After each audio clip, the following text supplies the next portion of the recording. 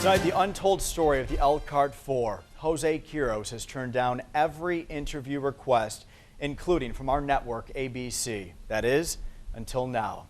It's an ABC 57 exclusive as I go through the barbed wire and inside Wabash Valley Correctional Facility. You'll hear from the young man who cost a friend his life.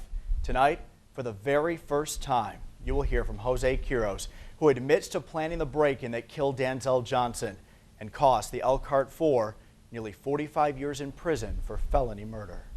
I mean, I remember me being in the front and going to the back of the door and kicking in both the doors. Knocking down doors, a decision that changed the life of Jose Quiros and four of his friends forever.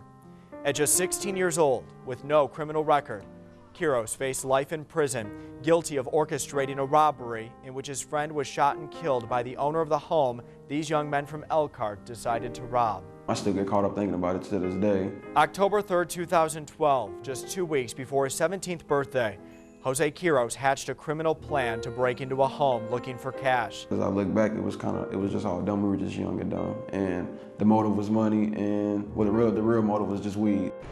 This is the JPay. It's like email, pictures, video visitation, showers. We were given full access to Quiros and the Wabash Valley Correctional Facility, the place he now calls home. How often do you get time in this space? Probably about 2.5 hours out throughout the day. For Quiros, it was a fast path from being a petty thief on the streets of Elkhart to a convicted felon. Ever broke into cars, stole anything before? Never? This was your first? I mean, like petty stuff, like stealing from the store, growing up, like a pack of gums and stuff like that, but that was probably about it. Jose.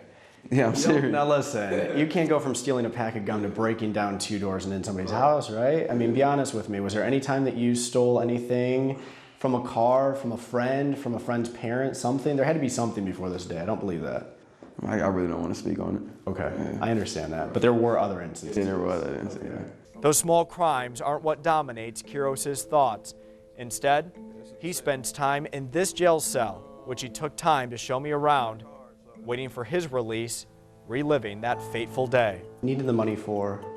Smoking weed, just to get some weed. That's what this was all about. It's all about, just to get some weed. Quiros recruited 2 of his best friends, Blake Lehman and Levi Sparks, to help with the robbery. Those 2 invited 2 others, 18-year-old Anthony Sharp and 21-year-old Danzel Johnson, to help with the robbery. The plan? It was simple.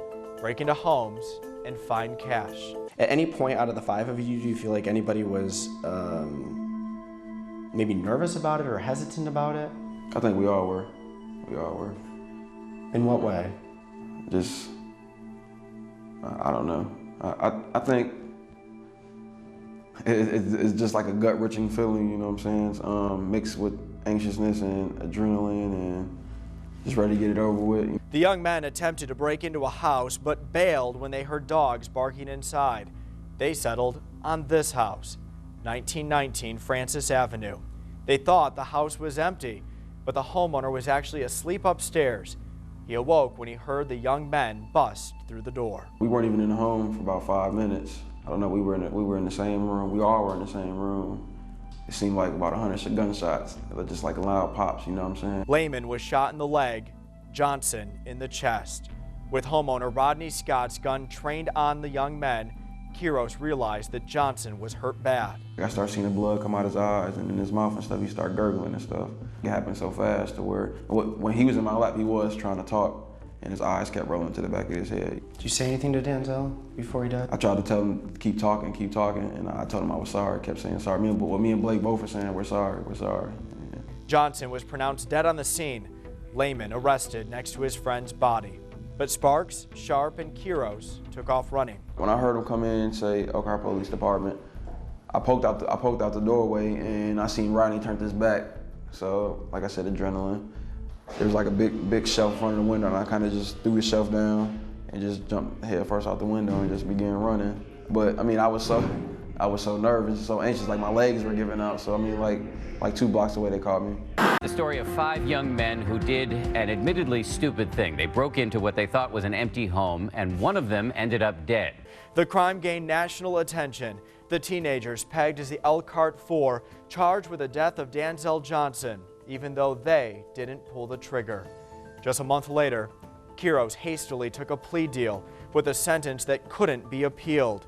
A mistake, he says, because he felt threatened by his public defender. So he was always aggressive, like, well, listen, this is what they're gonna do, this is what they are gonna do. At one point in time, I remember him saying, like, well, hell, if you bastards would have came into my house, all you guys never would have made it out, you know? There was like one time we got into like a full-fledged argument, just like yelling back and forth at each other, and he just walked out on me. Quiros became the prosecution's key witness. By taking the deal, his sentence would come to 55 years. He was to testify against his friends. You recanted your testimony at one point and changed your complete story. What happened there? Just told the truth. Told them that everything was on me, like it was in the beginning, because I felt that it wasn't their fault.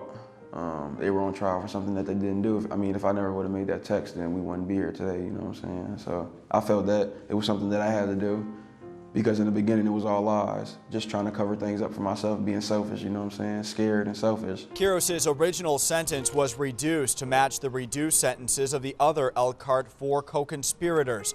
Right now, Quiros is to be released April 2nd, 2017.